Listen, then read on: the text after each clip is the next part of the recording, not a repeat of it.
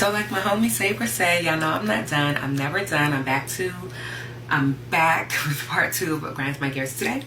So first I'm just going to elaborate on part 1 when I said I always compensate if I'm late, if I make, a mishap and I have to reschedule you, which doesn't happen often, but sometimes I do run over the time that I allot for myself. Everyone has a 3-hour block, and I also put a 30-minute grace in between so that'll give me a chance to just take a break, do what I have to do, walk my dogs, whatever I need to do.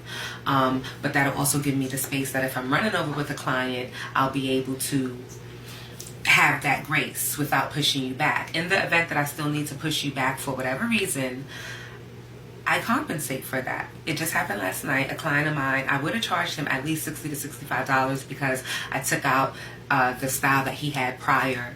But I only charged him $40 because first I had to reschedule him from 12 o'clock to 3:30 because I was double booked. Then at 3 o'clock I texted him and asked him to come in at 4 o'clock. And then at 4 o'clock when he came in, I still wasn't ready. And he didn't get to sit in my chair until 4:36. So thank God he's one of my regulars. He's been with me for a really long time. He knows I didn't do it on purpose. He was very patient and gracious, and I appreciate that. But I went ahead and I compensated him for it, whether he knows it or not, because I didn't mention it, but he knows my prices, so maybe he noticed it. He probably did.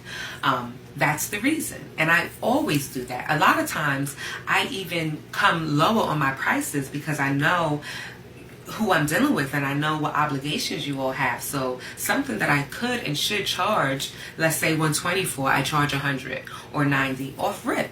And I'm okay with that, right? But here's where the issue comes in, which brings me to part 2 of what grinds my gears today.